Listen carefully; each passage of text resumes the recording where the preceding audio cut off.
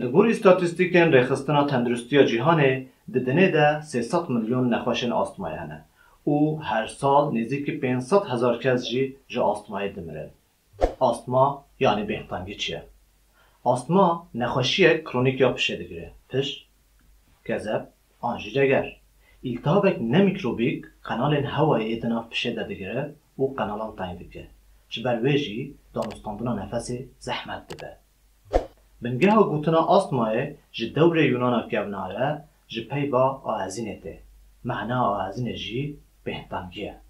ده تاریخ ده جارا پیشی هومروس جی بریا زاینا ایسا ده سال 2700 ده دستانا ایلیادا یا کو بحث شر مشهور یه تروای ده که تعریف آستمایی کرگه.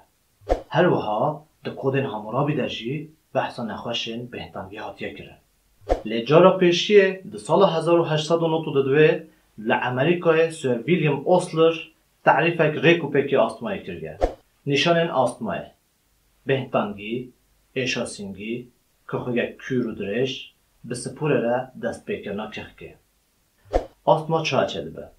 سبب اساسی آستمای نایزانین.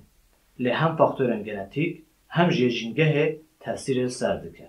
سبب اتاکن آستمای آنجی کریزن آستمای، هوا بیماریز، انفکسیون ویروسان، بکارانین ماده هشبر، بهنن خورد، میان حیوان کدی، اگزرسیزن ده سرمایه ده، سترس و فاکتورن ایش.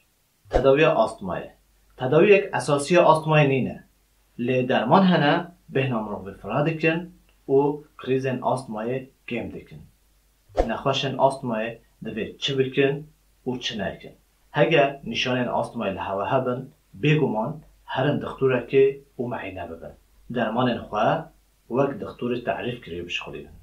لجهن هوا و بیماریز نسکنن. وقت بحار کلیک بده بن و پولن زیده دبن در نکبنج در به. هگه هون در بکبنجی ماسکه که بکن برده بخواه. جخواه کرونای ام علمان دیدن ماسکه. جواخمه و رطوبت دور بکبن.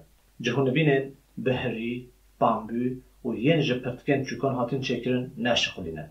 شوناوان ین به الیاف بشخولینه. جغاره نبخون. پارفم، داودوران و تشتن بهن خورد بکار نینن. بهن خواه فرا بکن. صحت خوش.